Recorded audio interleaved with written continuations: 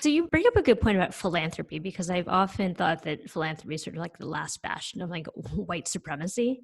I mean, when we look at the people who hold the money, who make decisions about the money, who, are the ones reading the grant reports and so on, it tends to be very lily white.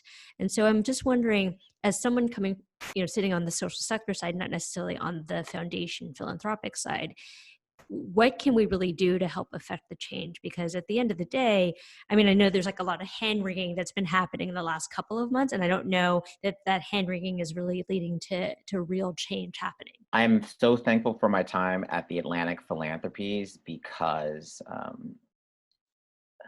there are two people. One was the CEO at the time, the other person was the senior vice president.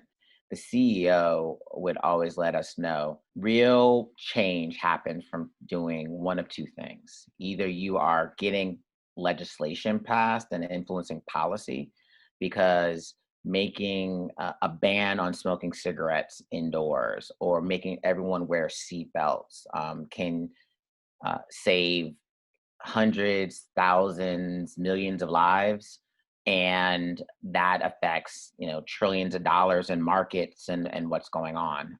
So policy plays are important, and also the second thing is, how do you change hearts and minds? How do you influence culture? So even if you don't have a policy that's on the books, if folks feel a little bit of shame if they were to light up a cigarette when they're not supposed to, like folks, really incorporate in who they are that certain things aren't healthy and that's not who we are. And so therefore they go into a different direction that appeals to better angels and hopefully has better outcomes that again affects, millions of lives or trillions of dollars in markets. And so changing policy or changing hearts and minds, I think is, the way you get at philanthropy in a way that really works and moves things.